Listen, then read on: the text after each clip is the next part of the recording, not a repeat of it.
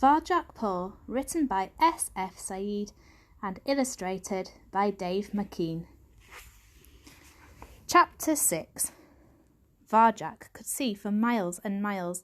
There were no walls or trees to block his view any more. Just open space rippling out ahead of him, beneath him, above him. He was standing in space, and it was a long way to fall. He peered down the inside of the wall. He could see nothing through the trees.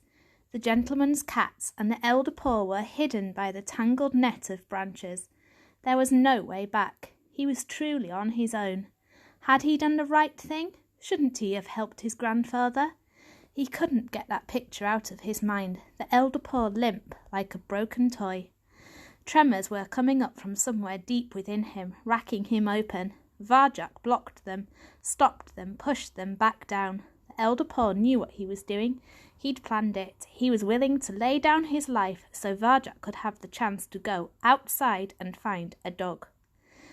All he could do now was go on. But where?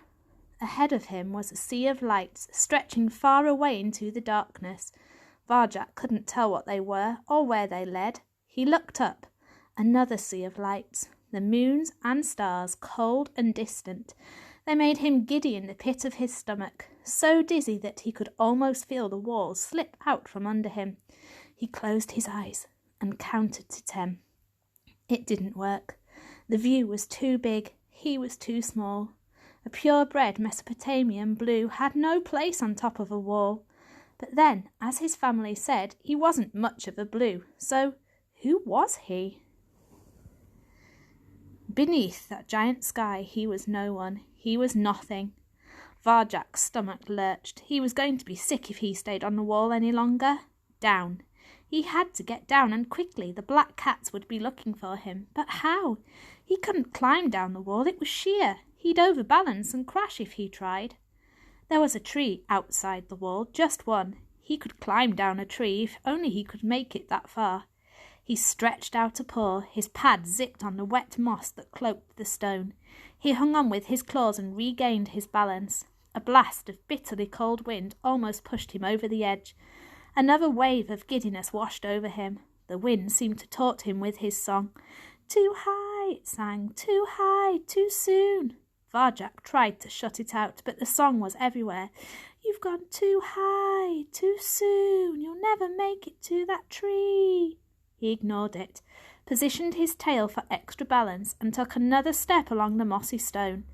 It was like walking on ice, treacherous, impossible.